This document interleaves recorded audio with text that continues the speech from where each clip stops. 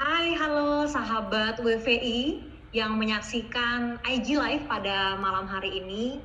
Aku ucapin selamat datang gitu ya, karena ini udah hari Jumat, nggak berasa kita akan mengakhiri minggu ini. Dan hari ini, di malam Jumat ini, bersyukur banget ada temenku, namanya adalah Kak Pipin gitu ya. Nama panjangnya adalah Kak Yosefin Petias, cuma dipanggilnya biasanya Kak Pipin. Kita hari ini mau ngobrol-ngobrol tentang fitness your finance. Hai Kak Pipin, selamat malam. Halo Syara, selamat malam. Apa kabarnya Kak? Puji Tuhan sehat ya. Sehat ya? Sehat ya. yang paling mahal ya. Iya betul sekali, sehat yang paling mahal. Oke, thank you Kak Pipin udah bisa meluangkan waktu ya malam ini untuk kita mau discuss, santai aja sih discussnya, sharing-sharing gitu ya, tentang bagaimana sih caranya kita bisa mengelola keuangan gitu. Nah mungkin sebelum kita mulai, Kak Pipin, aku mau cerita dulu nih ke teman-teman yang menyaksikan IG Live malam ini bahwa Kak Pipin ini juga udah merilis gitu ya Kak, satu buku, judulnya adalah Kenapa Perempuan Harus Cerdas Mengatur Keuangan gitu ya Kak. Iya betul Sharon. Ya. Sebenarnya sebelum itu ada lagi sih satu buku lagi sebelum itu Sharon. Judulnya Save Your Money. Tapi itu lebih ke bukan save yang nabung, tapi lebih save dari utang gitu. Jadi sebelum buku itu. Wow, I see. Itu keren banget ya Kak. Jadi ada dua buku berarti Kak ya yang sempat udah dirilis gitu ya. Dan teman-teman di IG Live juga mungkin kalau bisa searching-searching mau tahu isi bukunya tentang apa, boleh juga gitu ya. Dan kita akan membahas nih langsung dari penulis bukunya itu sendiri gitu ya tentang pengelolaan keuangan ini. Nah teman-teman juga mungkin karena ini ya Kak Pipin ya, karena kita juga saat ini udah masuk hampir 8 bulan ya sejak Maret WFH gitu ya, atau juga bahkan pandemi ini bisa ada impact-nya buat teman-teman gitu yang mungkin secara pekerjaan juga menyebabkan cash flow-nya jadi nggak stable gitu ya Kak. Ada yang mungkin dipotong salary-nya, atau bisa jadi bisnisnya kena impact banget gitu ya. Dan banyak teman-teman juga yang suffering gitu secara financials. Tapi mereka sebenarnya nggak menyangka hal ini akan kejadian gitu ya. Jadi mereka mungkin bisa jadi kaget gitu ya Kak. Sama kaget ya. Kaget Terus gitu. bingung gitu ya. Iya benar-benar bingung ya Kak. Yes. Nah oleh karena itu kita mau ngobrol-ngobrol nih Kak Pipin gitu ya tentang dengan kekagetan atau mungkin kebingungan atau unstable financial cash flow gitu ya, yang mungkin beberapa teman-teman juga mengalami gitu ya. Kalau dari Kak Pipin lihat sendiri kan sebenarnya kondisi keluarga nih berbeda-beda gitu ya Kak. Ada mungkin yang emang keluarganya atau orang tersebut udah punya tabungan, atau bisa jadi mereka nggak ada tabungan gitu ya. Jadi tergantung dari orangnya gitu. Nah kalau menurut Kak Pipin, itu cara mengelola keuangan yang baik tuh seperti apa ya Kak? Oke. Jadi memang kalau kita bicara masa pandemi ini ya, yang tadi Sharon bilang udah 8 bulan ya ternyata ya, udah mau bentar lagi lewat nih setahun gitu ya. Jadi memang masa pandemi ini kayak jadi wake up call buat banyak orang gitu ya. Kayak kita bicara ada yang kayak baru sadar bener-bener oh ternyata tuh dia jobnya tuh nggak secure, artinya kayak kena PHK tiba-tiba gitu kan ya. Terus itu kan karena memang banyak usaha yang drop secara omset ya, karena tadi pembatasan kegiatan ekonomi gitu ya. Terus ada juga yang tiba-tiba kena pemotongan income hampir 50% misalnya gitu ya. Jadi kayak tiba-tiba harus mengencangkan ikat pinggang gitu kan. Terus harus gimana caranya nih tetap bisa bayar kewajiban, cicilan, utang terutama gitu ya. Terus ada juga yang kayak bener-bener baru ngerasa nih ada pentingnya dana darurat gitu ya. Terus ada juga yang akhirnya banyak memang yang bener-bener sekarang ini mulai aware untuk ngatur keuangan pribadi sama bisnisnya.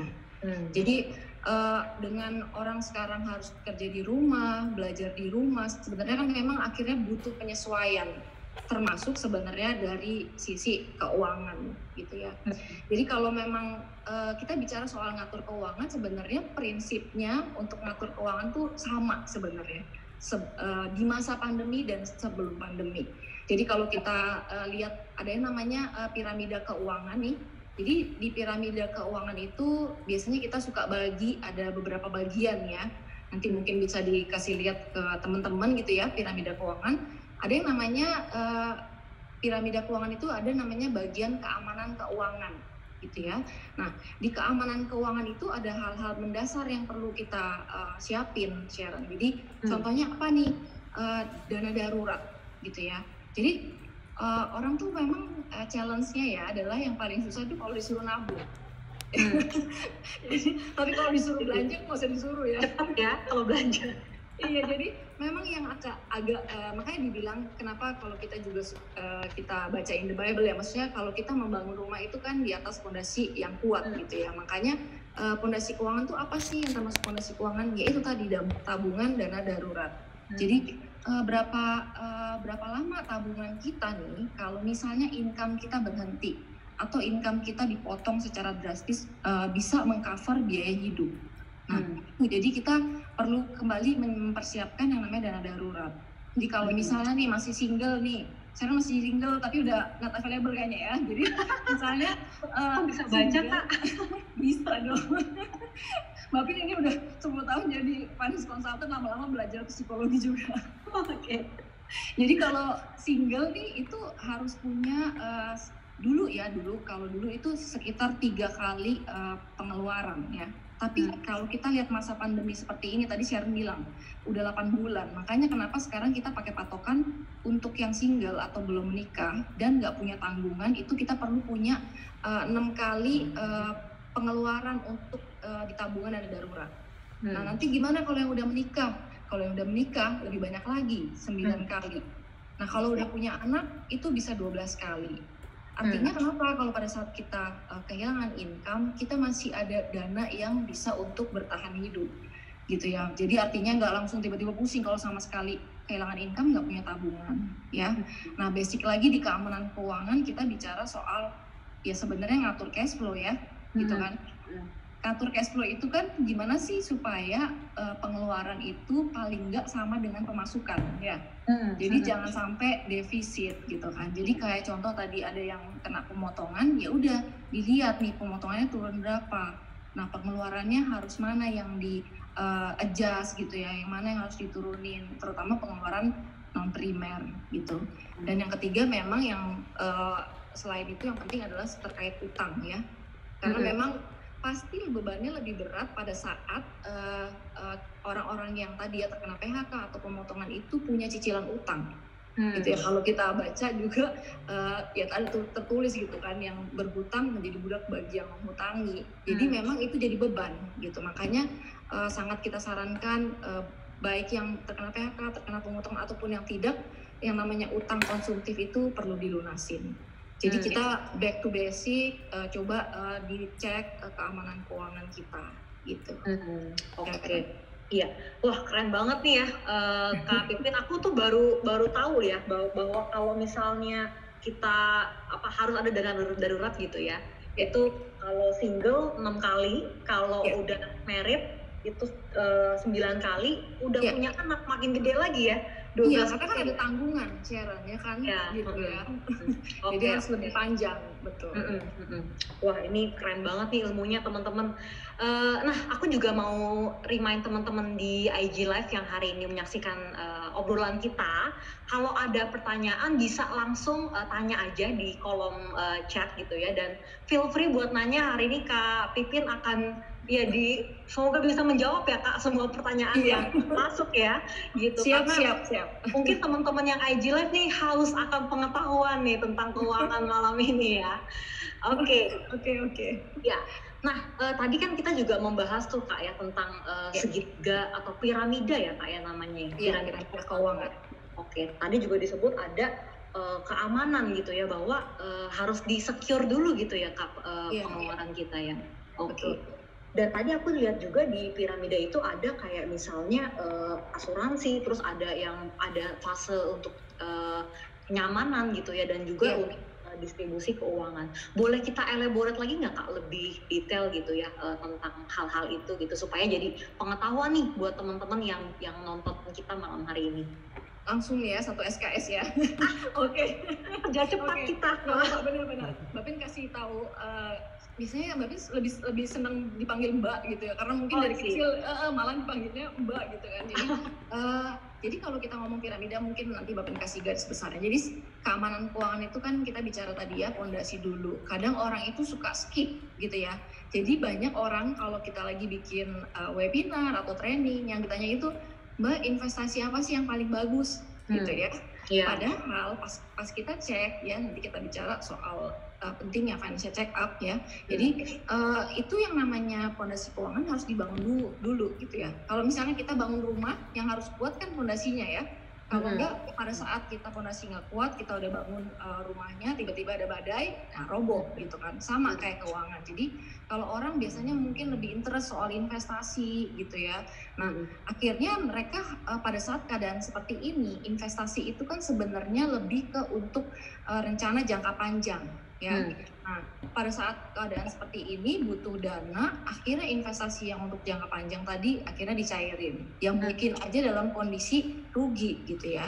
Makanya tadi kita ajarin kita sharing bahwa selalu edukasi bahwa yang disiapin tadi keamanan keuangan, dana darurat, ngatur cash flow, gimana supaya kalau bisa surplus gitu kan, supaya bisa saving ya. Terus menjaga dari utang-utang konsumtif. Karena penyakit keuangan yang pertama adalah terlilit utang ya. Jadi itu yang penyakit nomor 1, keduanya tadi nggak bisa nabung atau nggak punya tabungan. Nah setelah yang tadi bagian yang pertama, yang kedua adalah asuransi atau proteksi. Jadi gini, kalau suka quote-nya adalah gini, nggak ada orang bangkrut gara-gara nggak beli asuransi, tapi banyak orang bangkrut gara-gara nggak punya asuransi gitu ya. Jadi gini, asuransi atau proteksi itu gini, melindungi kita pada saat terjadi resiko ya. Misalnya nih, sakit ya.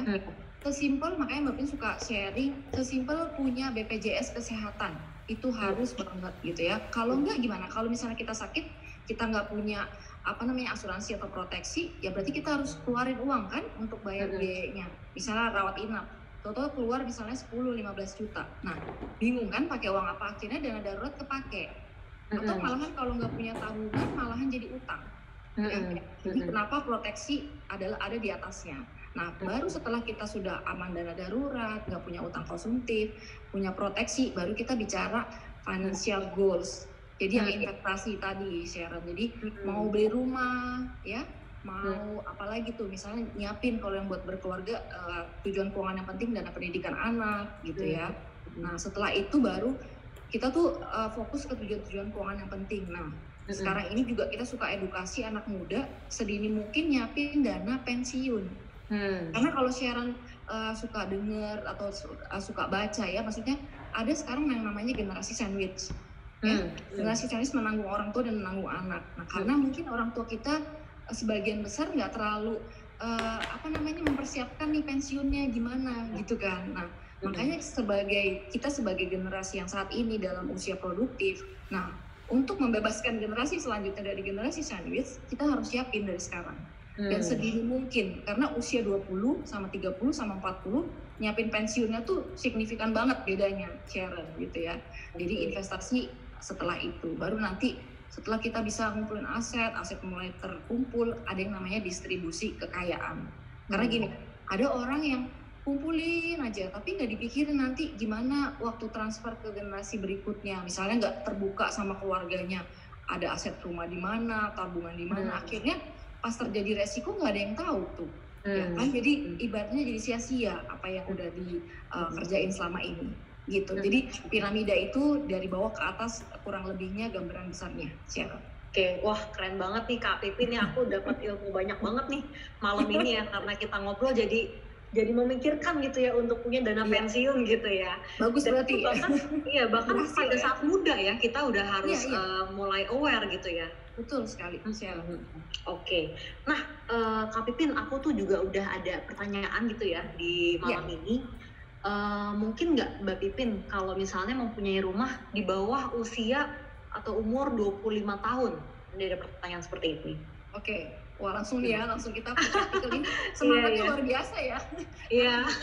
Sebenarnya kalau boleh mah boleh aja gitu ya. Cuma memang kita perlu pertimbangkan. Itu salah satu bagus itu pertanyaannya karena punya rumah ya itu salah satu financial goals penting ya karena ya tadi ya rumah itu pertama sekali kita perlu punya sebagai aset guna karena Babin juga pernah ada satu kasus ya dulu kerjanya di perusahaan bagus tapi ya tadi lupa mempersiapkan tempat tinggal atau rumah akhirnya udah dalam masa pensiun jadi pindah dari kontrakan ke kontrakan jadi kasihan gitu kan. Nah makanya bagus kalau dari anak-anak muda ini udah punya financial goals-nya beli properti ya di situ nanti mau ditinggalin atau mau disewain jadi investment gitu ya. Nah sebenarnya boleh aja cuma memang gini kalau pada saat kita membeli rumah kan memang karena harga rumah ya tahu sendiri ya apalagi di Jakarta naik ya. Harganya nggak murah, nah perlu persiapan ya, karena memang akhirnya biasanya akhirnya orang mengambil KPR ya. Nah berarti tugasnya dari sekarang kumpulin dulu deh DP-nya, uang mukanya ya. Nah itu pun Babin suka edukasi, DP itu kalau ada yang ya memang itu terserah ya. Tapi kalau Babin lebih menyarankan kalau bisa DP segede mungkin. Supaya apa? Supaya nanti utang ke banknya nggak terlalu besar gitu ya dan jangka waktunya nggak usah sampai 15-20 tahun gitu 10 tahun malahan salah satu teman Babin nah itu salah satu contoh kasus yang Babin suka angkat ya dia akhirnya pakai bener-bener tuh mengetatkan ikat pinggang ya itu jadi dalam 5 tahun selesai pembelian rumahnya gitu jadi nggak ada yang nggak ada yang membatasi kita untuk punya financial goals asalkan kita bikin financial planning. Gitu. Oke. Jadi memang harus dari kita juga yang ngatur-ngatur ya harus cerdas mengatur juga ya. Betul dan punya financial goals tadi Sharon kayak Babin boleh sharing bahwa dulu Babin sebenarnya backgroundnya tuh IT gitu ya. Babin pernah sempat kerja di Aslas hampir 5 tahun lah. Jadi itu pun Babin setelah kerja 7 tahun baru mungkin agak lama-lama kayaknya nggak cocok jadi IT gitu ya kayak ketemu laptop terus kan. Jadi lama-lama kayaknya mungkin passionnya lebih ngurusin orang gitu ya. Maksudnya dalam artian yang positif ya. Jadi akhirnya baru belajar tuh tentang ilmu ngatur keuangan yang buat Babin itu kayak aha moment waktu itu langsung decide untuk wah ini ilmu yang sangat berharga dan Babin bisa sharing ini ke banyak orang bisa blessing many people gitu ya. Jadi setelah 7 tahun loh baru sadar gitu kan. Artinya kalau sedini mungkin nih anak-anak sekarang itu kan milenial cepet banget ya belajarnya gitu kan. Apalagi kalau udah ada aplikasi mereka cepat banget di edukasinya gitu. Nah sedini mungkin tadi dari umur berapa tadi 25 kurang tadi ya udah bagus banget gitu karena nggak ada yang sekarang tuh nggak ada limitation ya gitu. Jadi asalkan bikin financial goals dengan baik gitu ya. Oke. Nah ada pertanyaan juga nih Kak Pipin gitu ya seberapa besar gitu ya atau berapa persen dari tabungan kita yang mesti kita simpen nih untuk tabungan pensiun aku masih single. Oke, jadi gini ini pertanyaannya bagus-bagus ini ya ada yang tadi di rumah ada yang pensiun. Iya. Oke, jadi gini kalau dana pensiun itu ya ini Babin bukan karena Babin memang sekarang Babin lagi join di Finansialku ya. Jadi tapi itu memang salah satu aplikasi yang sangat membantu. Dulu waktu nanti Babin juga akan sharing sedikit soal yang namanya financial check up. Jadi mungkin sekalian jelasin ya. Jadi financial check up itu penting banget untuk kita lakukan. Jadi kalau mungkin kita lebih familiar sama yang namanya medical check up. Ya. Jadi untuk ngecek kesehatan badan kita gitu ya. Tapi ternyata waktu Babin belajar pertama kali itu baru ada yang namanya financial check up gitu ya. Ternyata kita bisa tahu keuangan kita tuh sehat atau nggak sehat. Nah tadi ngomongin rasio ya. Ternyata contoh nih kayak medical check up kalau kita kolesterol di atas 200 itu udah tanda-tanda nggak sehat ya kan? Iya. Nah sama kalau saving mulai nih dari yang sekarang nih semua orang udah bisa langsung ngecek nih ya. Apakah kita nabung rutin nggak nih minimal 20% gitu dari penghasilan ya? Kalau enggak jawabannya, nah itu tanda-tanda ya berarti udah ada yang nggak sehat dan kita bisa langsung komit untuk nyehatin ya. Nah kalau terkait dana pensiun itu pun, nah di aplikasi itu sekarang banyak aplikasi jadi terserah mau pakai aplikasi apa, kita bisa ngitung nih. Misal kita sekarang usianya contoh misalnya 25 tadi ya, terus mau pensiun di usia 55. Terus mau punya passive income contoh misalnya 10 juta tiap bulan. Nah, harus investasi berapa dari sekarang? Jadi angkanya kalau ngomongin dana pensiun bukan persentase, tapi lebih ya tergantung mau pensiunnya 55 boleh ya kan. Kalau Bapak sekarang suka encourage gini, itu kan 55 pensiun normal ya, boleh nggak kita pensiun di usia 50? Boleh-boleh aja gini, gitu ya. Pensiun gini. Iya, selama uangnya cukup ya Kak. Selama uang cukup dan kita planning kan pensiun itu bukan berarti kita nggak produktif lagi, kita bisa produktif tapi kita bisa doing our passion gitu kan ya, tanpa harus worry about money gitu kan. Jadi ya udah kita harus tergantung tadi mau usia 50 berarti dana yang harus disiapin dari 25 ke 50 berarti 25 tahun. Nah itu berapa yang harus diinvest. Makanya beda banget kalau misalnya usia 40 mau nyiapin di 50 tinggal 10 tahun. Itu beda banget. Karena ada yang namanya the power of compounding interest gitu sekarang. Jadi gunain aplikasi yang saat ini ada, coba aja deh. Yang namanya googling semua bisa dicari ya. Jadi coba aja itu berapa yang dana dibutuhkan. Nah, enak tuh. Jadi ternyata dari sekarang misalnya contoh harus set aside 3 juta gitu. Ya, jadi itu akan membantu kita karena kita nggak bisa ngandelin kalau nggak kita yang nyiapin dana pensiun, siapa yang nyiapin, ya kan? Gitu ya. Karena Mbak Pin boleh sharing sedikit. Jadi Mbak Pin sebelum pandemi ini Mbak Pin setahun 2 kali ke satu perusahaan yang memang untuk training purna bakti. Jadi orang-orang yang udah mau pensiun nih, gitu ya, di usia 53 sampai 55. Coba bayangin Sharon di usia segitu baru diajarin financial planning gitu kan. Ini udah tinggal di depan mata nih gitu kan. Nah, dengan kondisi yang mepet sekali, mereka ada juga yang masih belum punya rumah karena biasa dikasih rumah sama perusahaan ya. Ada juga anaknya yang masih SD. Jadi semua beban keuangan ada di ujung gitu, di ujung usia gitu ya. Makanya kenapa Mbak Pin sangat senang banget edukasi ke anak muda. Karena kelebihannya apa? Waktu ya, tenaga ya, terus ya pokoknya lebih cepat gitu kan nangkepnya, actionnya gitu ya. Oke, wah ini keren banget nih ya, bahwa kita juga artinya mesti ngatur udah mulai punya dana pensiun sejak kita masih muda banget ya. Iya, gitu bener. ya. Karena lebih baik kelebihan daripada kurang, betul ya? Yes. Dan ada waktu yang masih bisa kita tabung sebenarnya, waktunya itu ya. Benar Sharon, itu yang mahal karena waktu nggak bisa diulang gitu kan ya. Daripada nanti udah di ujung malah sulit di belakang gitu ya Kak ya, mendingan kita prepare dari sekarang gitu ya. Betul sekali. Oke. Nah, teman-teman terima kasih ya untuk pertanyaannya tadi, keren-keren banget gitu ya, dan senang banget sih untuk bisa sharing gitu ya hari ini tentang beli rumah, tentang dana pensiun, bahkan yang betul. belum kepikiran gitu anak muda ya sekarang ini gitu. Jadi harus semangat gitu kan? Iya, jadi harus semangat gitu. Jadi kerja pokoknya di usia produktif ini dimanfaatkan gitu ya. Iya, betul sekali Sharon. Oke. Nah, kalau misalnya nih Kak kita ngomong tentang apa ya, rumus-rumus deh atau berapa persen yang harus kita alokasikan supaya balance nih cash flow-nya. Contoh misalnya gaji sekian, pengeluaran kok kayaknya lebih besar pasak daripada tiang gitu ya. Itu ada pengaturannya nggak sih, berapa persen yang harus tadi mungkin tabung udah ya, terus berapa persen untuk bayar cicilan, berapa persen untuk our personal life, gaya hidup dan lain-lain. Boleh diceritain ya Kak? Boleh banget, karena emang sebenarnya orang itu bukannya nggak bisa, cuman kadang-kadang perlu guidance aja. Makanya kalau kayak tadi ya saving Sharon, kita itu kadang harus lebih pintar daripada diri kita sendiri gitu ya. Karena kan yang udah nabung nih, yang ngambil siapa? Kita juga gitu kan ya. Jadi makanya kayak contoh tadi tabungan, Mbak Pin suka saran kalau nabung itu harus di tabungan terpisah dari tabungan operasional. Ya misalnya Sharon terima gaji di tabungan A, ya udah bikin tabungan B untuk yang tadi tabungan dana darurat. Jadi setiap terima income langsung tuh 20%-nya ditransfer ke tabungan yang B tadi supaya aman gitu kan, nggak kepake-pake ya. Karena kan kalau di satu tempat chance-nya, karena Mbak Pin juga udah banyak handle klien, itu pasti kepake gitu. Jadi nggak nabung juga akhirnya ya. Malah kadang-kadang Mbak Pin suka bilang kalau bisa cari aja ATM-nya yang susah. Jadi pokoknya segala cara demi tadi amannya dana darurat kita ya, karena dana darurat itu dipakai untuk keadaan darurat kayak tadi PHK, kena potong. Jadi kalau ada sel itu bukan darurat ya. Jadi hanya benar-benar yang darurat ya. Nah kalau kita ngomongin tadi tabungan, ada lagi rasio yang kita perlu jaga, cicilan utang ya. Cicilan utang itu maksimal 30-35% dari penghasilan.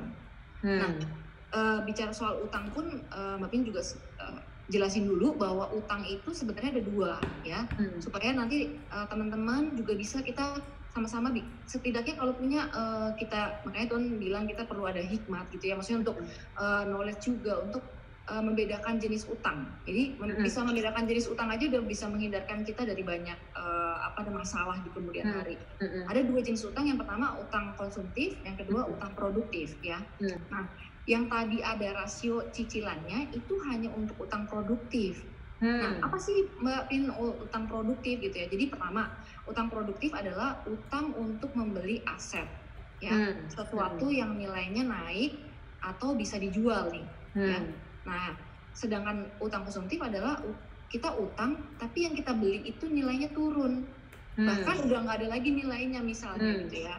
Contoh kita misalnya kita beli gadget nilainya turun kan ya. Nah, atau kita misalnya pakai kartu kredit kita buat makan-makan, tapi kita misalnya nggak bayar full. Nah, itu Mbak Pin juga sekalian itu Mbak Pin selalu pengen sharing ini. Jadi kalau kita pakai kartu kredit itu selalu bayar full payment. Jadi itulah pemakaian kartu kredit yang sehat.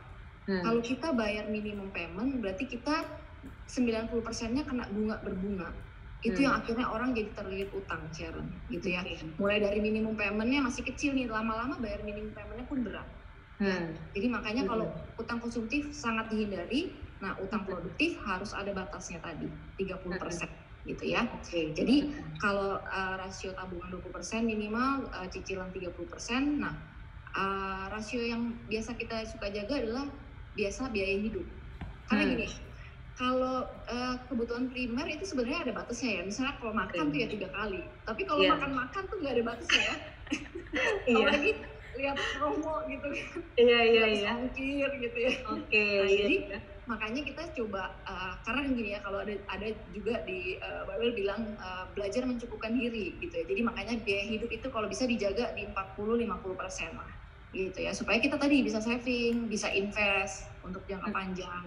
Kalau enggak ya tadi, misalnya gaji contoh 10 juta, savingnya 1 juta.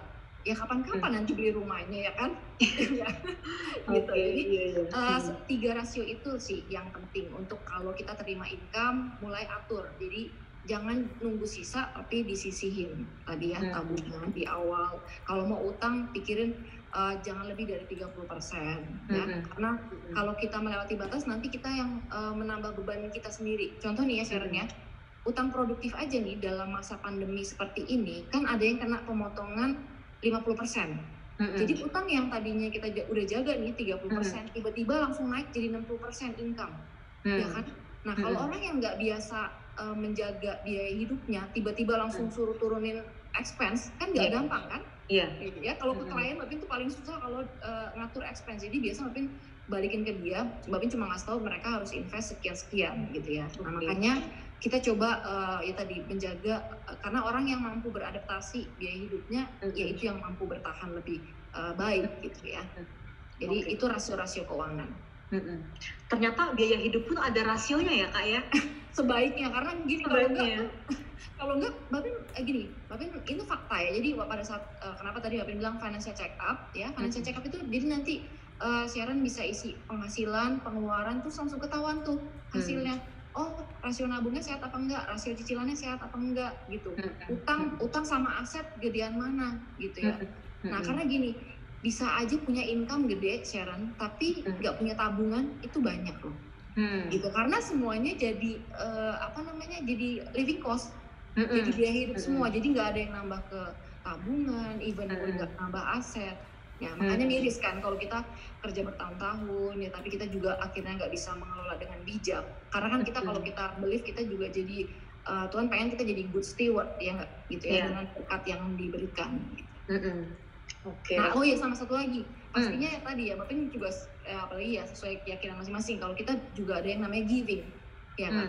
Kalau Mbak Pin, menurut Mbak Pin itu salah satu prioritas juga gitu ya. Kalau kita ada perpuluhan ya udah di set aside gitu ya. Karena ya salah satu Mbak Pin pernah ikut kelas biblical finance, yaitu bagaimana kita mengelola keuangan sebenarnya juga reflect our spiritual gitu, spiritual relationship gitu. Jadi makanya itu penting gitu ya.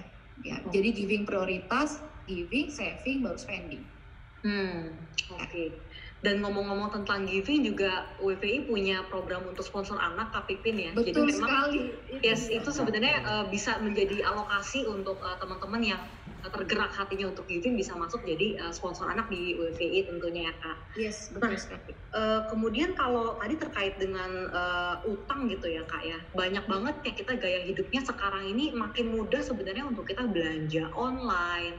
Terus kayak misalnya makin banyak kita nggak perlu buka kartu kredit pun ada cicilan lain yang bisa kita gunakan kayak gitu.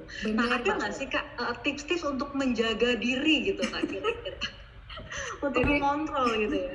Benar-benar, jadi supaya tahan terhadap godaan dan tawaran di luar sana ya. Iya. Tapi benar Sharon, ini perlu dibahas karena saat ini ya semakin canggihnya zaman ini pun semakin canggih juga.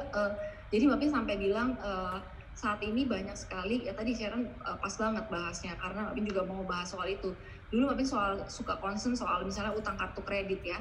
Mungkin banyak juga teman-teman ada yang aware, ada yang belum aware. Kalau kartu kredit itu sekarang ini aja udah turun ya sampai, tapi itu dulu gede banget. Kalau sekarang tuh 2% per bulan. Jadi kalau setahun itu 24%. Wow, bunganya gede banget ya Kak ya? Gede banget, karena ada yang aware nggak tabungan kita itu berapa persen setahun? 1-2%. Deposito sekarang udah turun sampai 4%. Jadi gimana kita keuangan kita nggak tergerus gara-gara utang tadi? Ya bisa compare ya, tadi 4% sama 24%. Jadi nggak akan kelar-kelar tuh kalau kita sempat terlilit utang. Makanya benar-benar itu dihindari gitu ya. Nah, sekarang ada yang lebih serem lagi Sharon. Ada yang namanya pinjaman online, atau nanti ada yang cash, ya pokoknya cash lah, maksudnya yang gampang liquid gitu kan. Ya, jadi entah pay letter lah gitu ya. Nah itu bunganya itu lebih serem lagi, makanya Mbak Pin pernah salah satu Mbak Pin cek itu bisa 1% per hari. Jadi 30% per bulan ya. Jadi makanya itu yang Mbak Pin sekarang sebut itu namanya sekarang ada yang setara rentenir online gitu ya. Makanya kalau Mbak Pin bilang kalau kita bisa jaga diri kita dari bijak dalam mengambil keputusan berutang, itu kita sudah sebenarnya udah menjaga diri kita dari banyak masalah di kemudian hari. Gitu Sharon. Jadi karena tadi kalian kan udah di info yang tadi ya, ada utang produktif. Hanya utang produktif lah yang selayaknya kita kalau mau memperjuangkan kita ambil. Tadi ya utang properti. Mobil aja kalau kita beli nilainya turun apa naik? Turun Kak. Turun. Baru keluar dealer udah turun tuh harganya. Cuma kalau memang itu kebutuhan ya nggak apa-apa. Cuman kalau mungkin saran pun jangan di atas 3 tahun. Karena sekarang banyak yang sampai ada yang 5 tahun, ada yang 8 tahun loh. Itu bunganya bisa puluhan juta kalau kita nggak aware ya. Jadi kalau utang harus hitung berapa yang total kita bayar. Jangan cuma mikir cicilannya bisa kita bayar. Oke. Nah Kak, ini kita juga ada pertanyaan lagi nih tentang reksadana sekarang ya.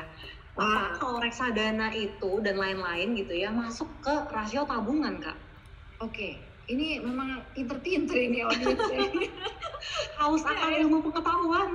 Iya, makanya jadi kayak aku bisa langsung lengkap nih bahasnya. Jadi gini, reksadana, jadi kita kalau belajar tadi yang piramida keuangan, Sharon, jadi di atasnya proteksi, ada yang tadi mulai kita bicara investment ya, bicara soal financial goals, karena gimana kita mau ngejar mengalahin inflasi kalau kita nggak berinvestasi ya. Jadi investasi adalah cara kita mengalahkan inflasi dan mencapai tujuan keuangan yang jangka panjang.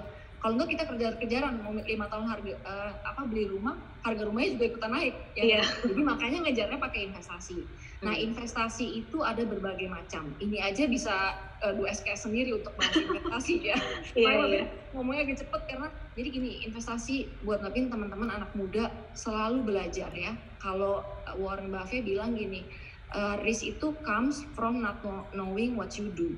Jadi bukan di produknya, tapi karena kitanya yang kurang knowledge-nya untuk itu. Makanya selalu Mbak Pin sarankan apapun investasinya. Makanya ini disclaimer ya, karena Mbak Pin kan sebagai CFP harus benar-benar menjaga ya, bahwa nggak boleh orang tiba-tiba langsung beli reksadana atau ada yang nanti beli saham gitu ya. Jadi harus belajar dulu, reksadana itu ada berbagai macam jenisnya. Ada reksadana pasar uang untuk yang jangka pendek, reksadana pendapatan tetap misalnya untuk jangka menengah, atau nanti misalnya reksadana saham untuk jangka panjang. Tapi itu harus dipelajarin dulu. Kita harus cek juga profil resiko kita. Kita juga harus cek ini untuk tujuannya kita di jangka panjang apa menengah. Jangan beli saham untuk jangka pendek. Nah itu salah gitu. Jadi makanya reksadana tadi kan ditanya termasuk porsi tabungan nggak? Yes. Jadi kalau tabungan itu kan pertama kali untuk nabung dana darurat nih. Tapi kalau dana darurat tadi misalnya udah tercapai nih, misalnya Sharon 6 kali untuk biaya hidupnya udah tercapai, nah Sharon bisa invest gitu ya. Jadi rasio yang tadi 20%-nya bisa dikonvert jadi investment gitu. Ya, jadi itu termasuk rasionya dan itu minimal. Jadi maksimalnya tergantung komitmen kita, karena Mbak pernah lihat orang yang dari awal kerja itu dia udah bisa set aside 50% income-nya untuk saving and invest. Ya gitu. Jadi itu possible ya. Oke, iya. Nah, ngomong-ngomong tentang investment nih Kak, jadi ternyata selain reksadana kita juga sering dengar ada saham, ada obligasi gitu ya. Mungkin ada deposito yang mungkin paling gampang ya, paling aman mungkin ya. Kalau secara dari Mbak Pipin gitu ya, ada tips nggak buat kita sebenarnya better masuk ke investment yang mana ya gitu? Oke. Ya tadi ya, ini sebenarnya disclaimer dalam artian gini, investasi mungkin yang Mbak Pin perlu sarankan pertama sekali gini, di luar sana itu yang kita jaga, dan mungkin kalau teman-teman pernah dengar banyak yang namanya investasi bodong. Jadi investasi yang sebenarnya ya tadi akhirnya bukan investasi yang legal, akhirnya malahan uang yang ditaruh ya entah hilang atau rugi gitu ya. Nah makanya kemampuan selanjutnya setelah tadi bisa ngumpulin dana darurat, punya proteksi, nah harus belajar yang namanya investasi, membedakan investasi yang legal sama yang tadi yang nggak legal atau bodong tadi gitu ya. Karena orang kadang tergiur sama yang returnnya tinggi gitu ya, tapi mungkin nggak tahu apakah ini legal atau enggak. Nah salah satu caranya ngecek adalah ya harus ada izin OJK ya investasinya tadi ya. Jadi itu salah satu membedakannya. Kedua tadi instrumen itu ada yang tadi kalau perbankan ya tadi ada tabungan, deposito ya. Kalau pasar aset, pasar modal ada yang namanya obligasi, saham ya. Nah, tadi kita harus belajar dulu obligasi itu lebih sesuai untuk sebenarnya itu lebih untuk jangka menengah. Tapi kalau saham jangka panjang sama jangka panjang banget. Jadi di atas 5 tahun, bahkan sekarang di atas 10 tahun gitu ya. Karena kan nilainya fluktuatif ya.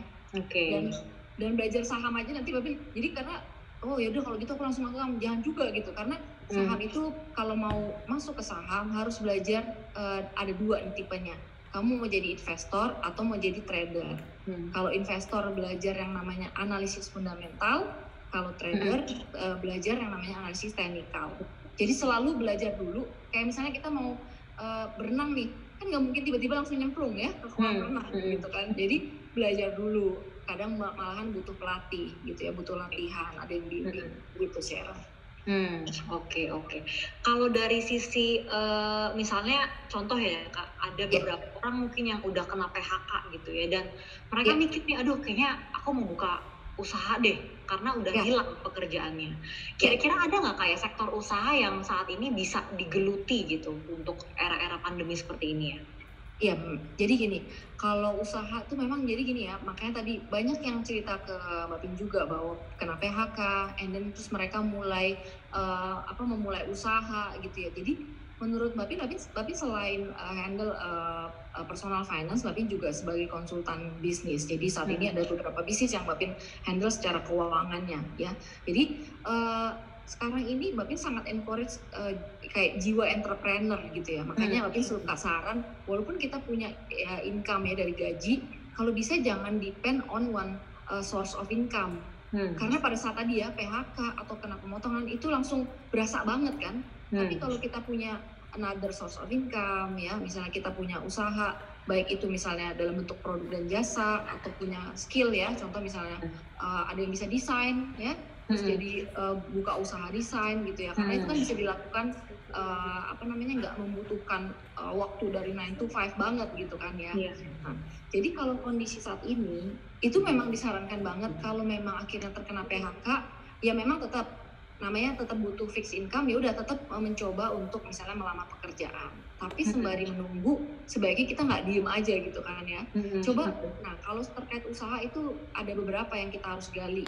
Pertama kita bisa lihat needs around us gitu ya. Kira-kira kebutuhan apa?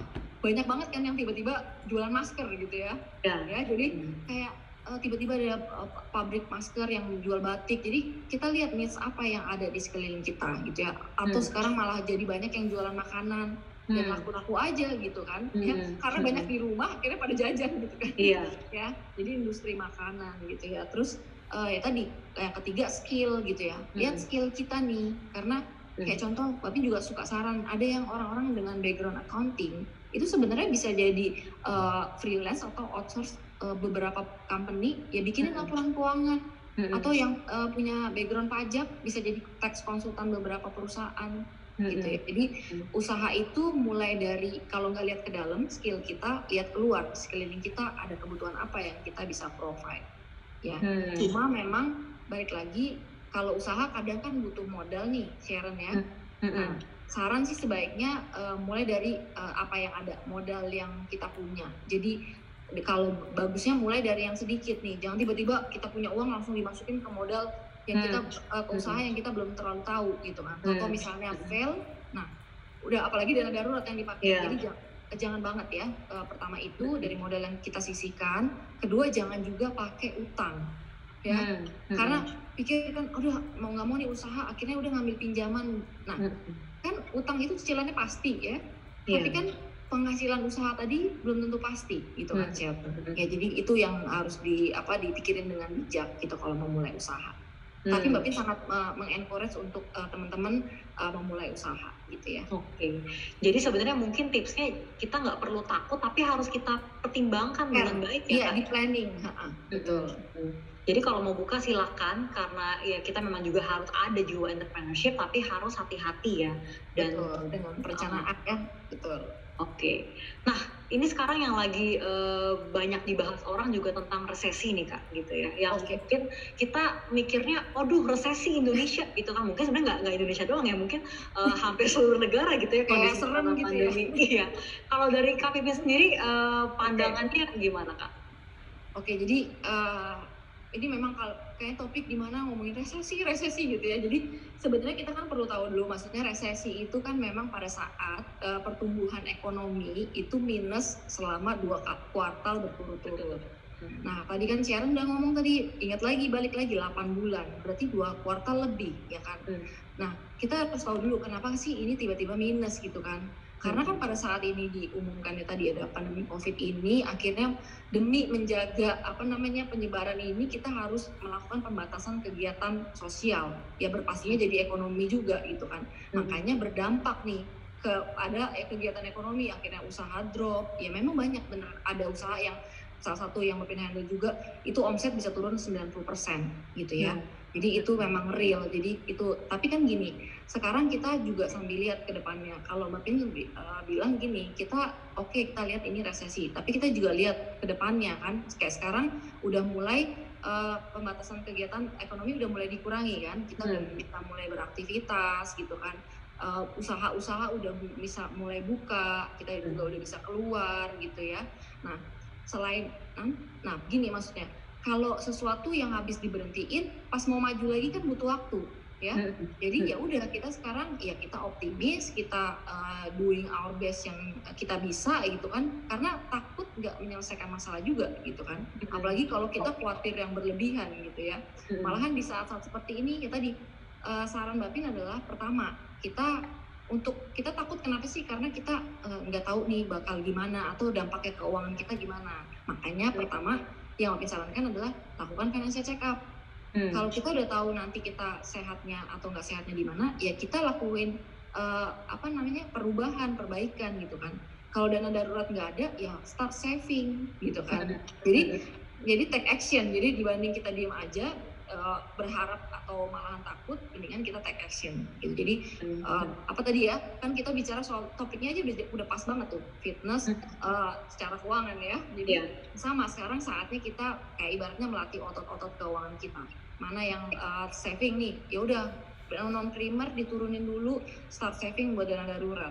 Utang konsumtif yang buat yang masih bayar minimum payment, usahain dari misalnya masih berat nih bayar full payment, usahain bayar selalu di atas minimum payment. Jadi lama-lama utang konsumtifnya habis. Ya udah. Tapi kalau misalnya udah nggak punya utang konsumtif, udah punya dana darurat, malahan sekarang bisa invest.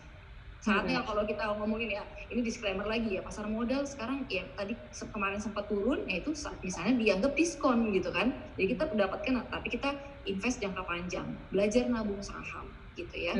Jadi makanya dengan kita lakuin financial check up, kita mempersiapkan tahu kondisi keuangan dan bisa planning buat kedepannya. Jadi ya kita tetap waspada, lihat situasi, tapi nggak perlu khawatir atau takut berlebihan. Ya, gitu sih. Oke. Nah, ini mungkin pertanyaan terakhir ya Kak, karena kita udah nggak biasa, udah hampir 1 jam ya ngobrol, padahal ini tadi baru mulai gitu Sharon ya. Iya. Oke, Sharon. Iya, mungkin ini sih Kak, kalau misalnya ada case gitu ya, kemungkinan terburuk terjadi nih misalnya, udah dana daruratnya minim karena mungkin kita tidak mengerti, terus pekerjaan juga kena impact gitu ya. Itu apa ya Kak yang harus kita lakukan kalau kondisinya saat ini seperti itu? Ya jadi gini, Sharon, makanya mungkin hari ini yang paling sering sebutin adalah financial check up ya, karena setiap ada yang bertanya, kita di aplikasi juga bisa orang tanya soal keuangan, atau ada nanti klien mau nanya gimana ngatur keuangan di training atau webinar. Pasti poin pertama adalah lakuin financial check up, karena gimana kita tahu mau apa kalau kita nggak tahu, gimana kita tahu nih sakitnya apa kalau kita nggak tahu nih, nggak cek dulu gitu kan ya. Nah makanya lakuin financial check up supaya kita tahu nih sekarang income kita berapa, terus pengeluaran kita apa aja ya, terus kita juga tahu mana yang primer dan non primer, terus kita juga tahu berapa yang termasuk kewajiban itu yang nggak bisa ditunda ya. Kayak tadi bayar cicilan, atau misalnya ada yang harus bayar sewa kos-kosan gitu ya. Nah, dari situlah kita mulai analisa nih, kalau penghasilan kita tadi turun tadi ya, share misalnya 50% gitu ya. Nah, yang bisa di-cut pastinya yang non-primer gitu kan ya. Jadi kita mulai cut yang non-primer dulu gitu ya. Nah, tadi kan Sharon bilang ternyata dana daruratnya minim. Ya dengan kita mulai cut pengeluaran yang non primer, ya diharapkan kita juga mulai ada yang set aside untuk di saving gitu kan ya. Jadi kita juga mulai nabung dana darurat gitu ya.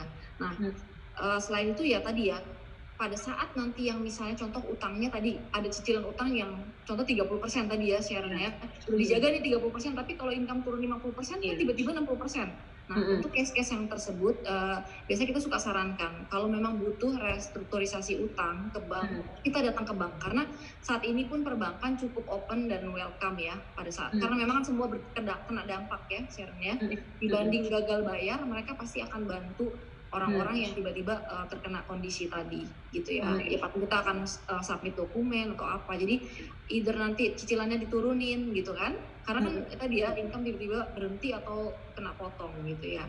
Nah yang terakhir adalah ya udah pikirin cara gimana kita nambah income ya, karena kan ya daripada kita cuma itu mengeluh atau apa, karena memang ya kita juga nggak bisa salahin perusahaan kita kalau memang harus cut cost ya kan, demi survive ya.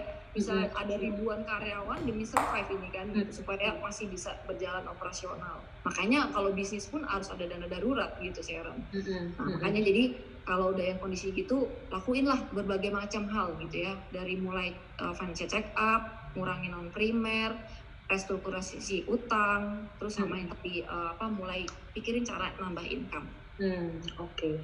Nah tadi aku dengar istilah primer dan non primer gitu ya Kak. Kalau yang non primer itu yang harus dikurangin tuh apa aja sih Kak sebenarnya? Oke, gini. Ya jadi paling gampangnya primer itu adalah kalau nggak ada itu kita nggak bisa hidup. Nah kalau non primer berarti kalau nggak ada nggak apa-apa ya, paling gampang kan gitu. Ya kalau kita nggak jajan ya nggak apa-apa gitu kan, tapi kan kalau makan ya harus ada, nggak bisa nggak ada beras gitu ya, masih nggak ada makanan pokok, nangkep ya gitu ya. Terus kalau misalnya apalagi ya contoh nih, banyak juga yang dalam kondisi gini, aku nggak bisa nabung tapi online shop gitu kan. Nggak bisa nabung apa gimana nih gitu kan. Jadi makanya tadi kita benar-benar kalau Mbak Pin sarankan tadi ya budgeting, mungkin itu yang tadi Mbak Pin lupa bilang bahwa kita perlu budgeting dengan penghasilan yang sekarang berapa, dari misalnya contoh nih akhirnya dari 10 juta turun jadi 5 juta, ya udah lakuin budgeting dulu nih, 5 juta ini nanti buat apa aja nih yang primer ya. Kalau masih ada sisa sebaiknya di saving, karena tadi ya survive ini namanya, banyak yang orang lagi survival mode nih, Tapi kalau kita berhasil melewati badai ini ya nanti kita akan recover gitu kan. Tapi ya tadi perlu berbagai macam cara kan, karena either nurunin pengeluaran atau nambah penghasilan. Kalau nggak bisa nurunin pengeluaran lagi, ya harus nambah penghasilan. Terus kita cek aset, makanya tadi financial check up itu juga ngelis aset-aset yang kita punya, Sharon. Terus ada apa yang kita miliki. Nah mungkin ada yang bisa dipakai aset yang kita punya. Contoh misalnya ada investment ya, kalau nggak dalam posisi rugi kita bisa pakai dulu untuk dana darurat, gitu ya.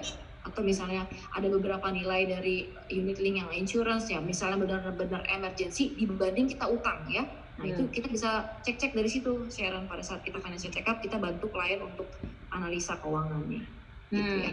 Oke. Wah ternyata ini financial check up penting banget ya Kak ya? Penting banget Sharon. Sharon coba aja deh. Itu as easy dulu kalau Mbak Pin financial check up tuh orang tuh harus isi Excel lengkap banget, baru Mbak Pin bisa lakuin perhitungan segala macam. Nah sekarang udah pakai aplikasi, gampang banget langsung keluar hasilnya. Dan itu gampang banget untuk dibaca. Kita udah bikin se-easy mungkin supaya ya anak-anak, terutama anak-anak muda ya, kayak baca tuh kayak dikasih tahu doang, rasio tabungan kamu kurang ideal nih, misalnya kayak gitu ya. Jadi lakuin financial check up itu adalah first step aja. Itu yang penting banget sih gitu. Ya.